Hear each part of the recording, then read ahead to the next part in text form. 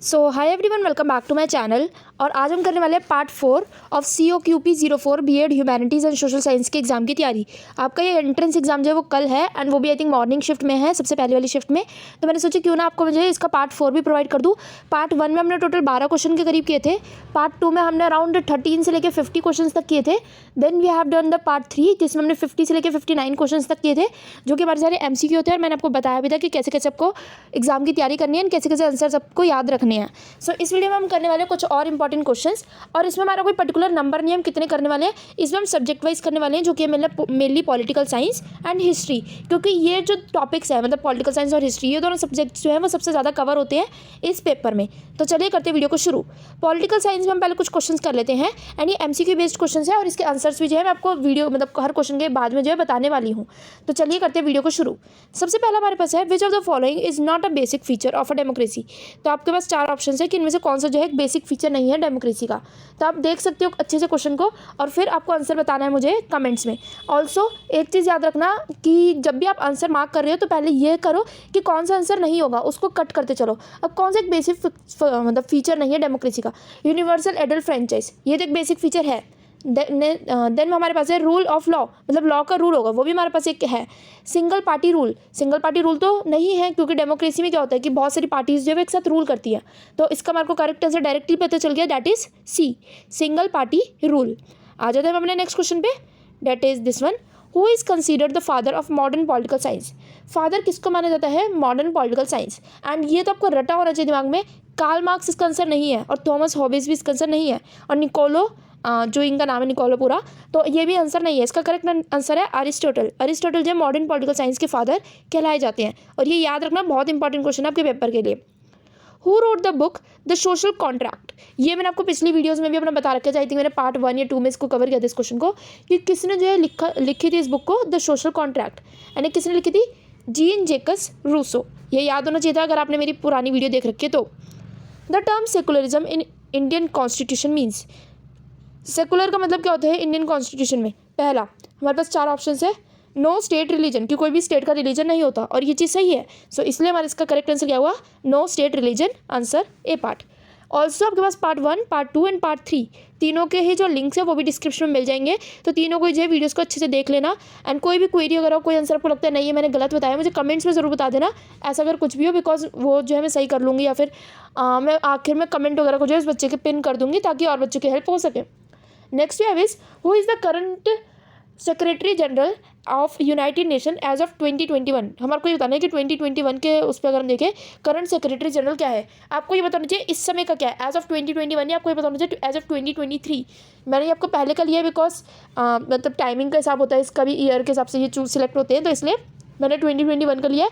And ये तो सभी को पता होना चाहिए, क्योंकि ये आपने अपने जब ग्रेजुएशन के पेपर्स दे रहे होंगे, एंट्रेंस एग्जाम दिए होंगे, तो इसको पढ़ा होगा। दैट इज़ एंटोनियो गुटरेस, इनका करेक्ट आंसर है एंटोनियो गुटरेस, जो कि है पार्ट ए।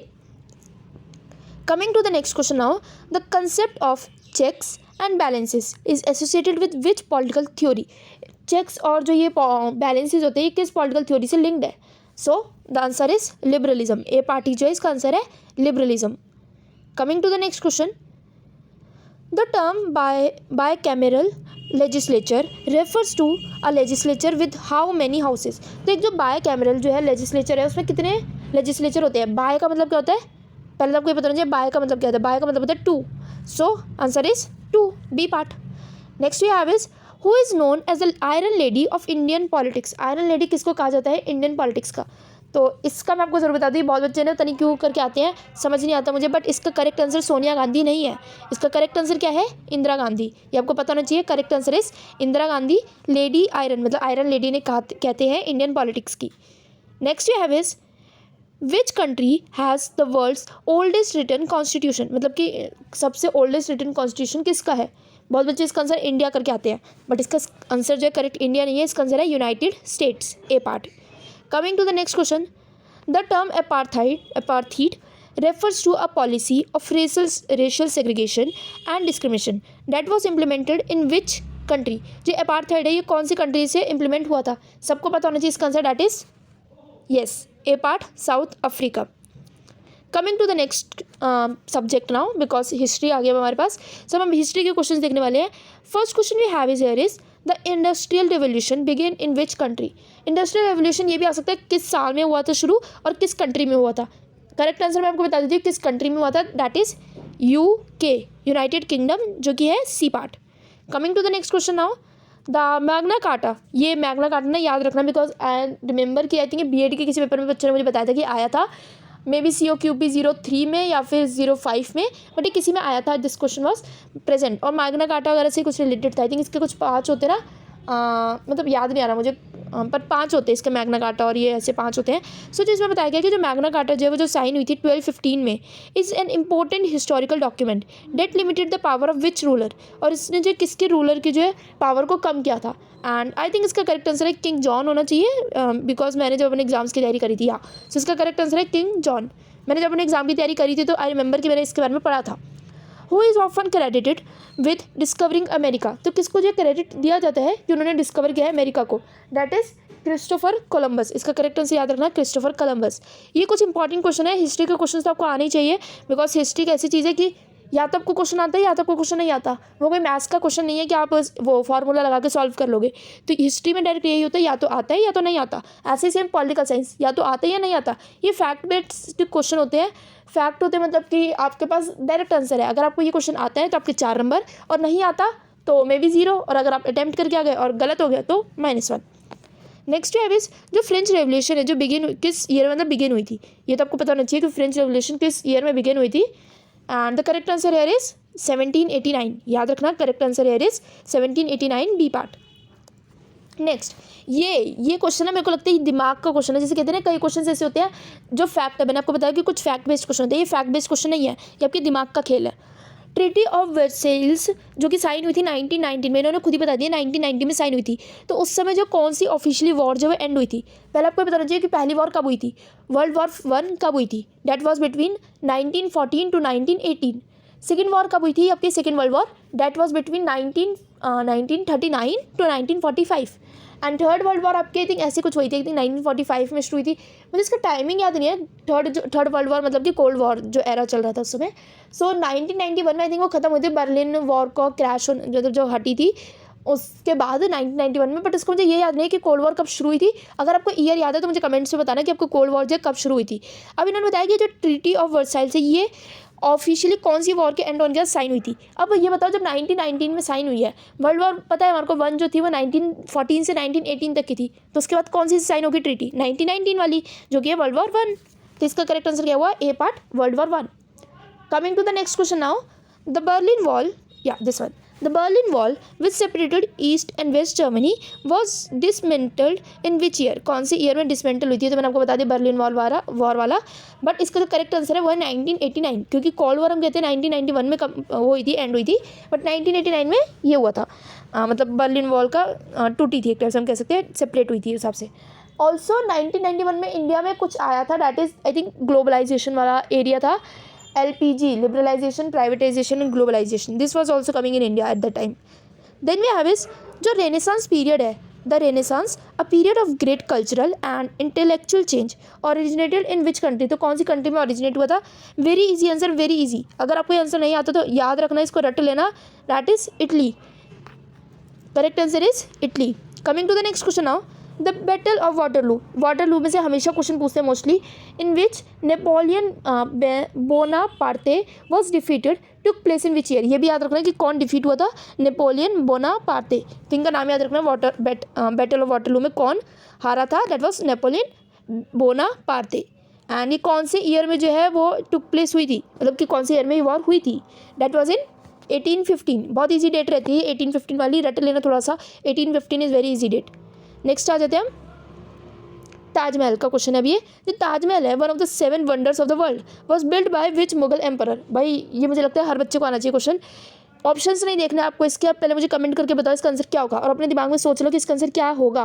ताजमहल किस मुगल एम्परर ने बनवाया था, जो कि 7 वंडर्स ऑफ वर्ल्ड भी कहलाता है। ये याद रखना, आप पेपर में आपका आ सकता है कुतुब मीनार, दिल्ली गेट, ताजमहल और एक और दे देंगे रेड फोर्ट। इनमें से कौन सा जो है वो 7 वंडर्स ऑफ वर्ल्ड के अंडर में आता है। तो ये भी आपसे पूछा जा सकता है, या फिर आपसे डायरेक्ट ना पेपर में जो 7 वंडर्स ऑफ वर्ल्ड है उनमें से कोई 3 के नाम दे देंगे और एक का नाम दे सकते हैं, कोई मे बी इंडिया गेट दे दें, रेड फोर्ट दे दें, और ऐसे भी आपको कंफ्यूज कर सकते हैं। पूछेंगे कि इनमें से कौन से 7 वंडर्स ऑफ वर्ल्ड में जो है वो नहीं आता। तो ये चीज़ याद रखना है कि कैसे कैसे क्वेश्चन आ सकते हैं। तो इस क्वेश्चन को करते ही सबसे पहले तो मैं आपको इसका आंसर बता दूं कि ताजमहल जो है वो किसने बनवाया था, किसने बिल्ड किया था, तो इसका करेक्ट आंसर है शाहजहाँ। ऑल्सो कमेंट में आपको मुझे ये बताना है कि 7 वंडर्स ऑफ वर्ल्ड में जो है ऑफ द वर्ल्ड जो है उनमें कौन कौन है, मतलब वो जो 7 वंडर्स है वो कौन कौन से हैं। कमेंट्स में मुझे बताना है 7 वंडर्स कौन कौन से हैं। Coming to the next question now, जो ओपियम वॉर थी वो फॉट हुई थी, मतलब वो लड़ी गई थी किसके बीच में, between China and which country, China और किसके बीच में लड़ी गई थी। So very easy answer, that is great Britain. तो ये तो याद रखना पड़ेगा आपको, ग्रेट ब्रिटेन और चाइना के बीच में ओपियम वॉर जो है वो लड़ी गई थी। एंड ओपियम वॉर के बारे में I don't remember it, but मेरे को किसी ने बताया था कि ओपियम वॉर का भी जो है बीएड का भी जो 2 पेपर गए हैं, COQP 03 एंड COQP 05, उनमें से किसी एक में ये आंसर क्वेश्चन आया था। नेक्स्ट पे हम आ जाते हैं, द ट्रीटी ऑफ टोर्डेसिलस। ये क्वेश्चन बहुत ही रेयर होता है, ये मैंने कभी नहीं देखा पेपर्स में।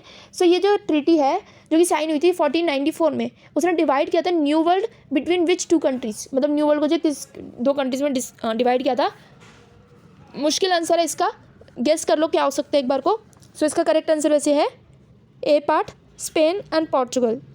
सो this is the correct answer now. And coming to the next question, याद रखने क्वेश्चन थोड़ा सा कम ही आता है, जो पिछले वाला हमने देखा ट्रीटी ऑफ टोर्डेसिलस, ऐसा वाला क्वेश्चन कम ही आता है, बट याद रहना चाहिए यार।